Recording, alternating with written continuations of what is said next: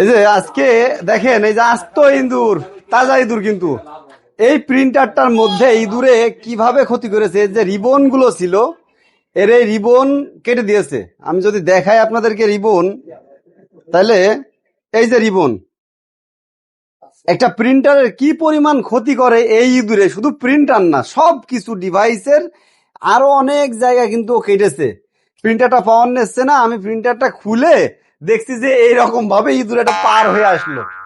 ইঁদুর না মারলে আমার দোকানের মধ্যে তো ইঁদুর ভরে যাবে। শেষে আমরা একে ধরতে সক্ষম হয়েছি, এখনো তাজা আছে।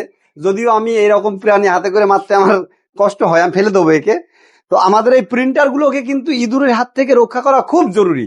না হলে এই যে ক্ষতিটা হয়েছে, এর জন্য 1 থেকে 1,500 টাকায় কাস্টমারের বিল গুনতে হবে। এটা কিন্তু এই যে ইঁদুর, এই ইঁদুর দায়ী, একমাত্র এই দায়ী।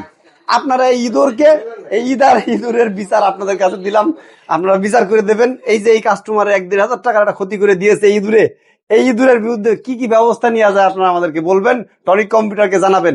আর আপনাদের যাদের প্রিন্টারে এরকম ঝামেলা আছে, যাদের প্রিন্টারে ইঁদুর ঢুকেছে, অবশ্যই আপনারা টনিক কম্পিউটার নিয়ে আসবেন। আমরা ইঁদুর বের করে আপনার কাছে, আপনার ইঁদুর আপনাদেরকে দিয়ে আমরা আপনাদের প্রিন্টারটা ঠিক করে দেবো।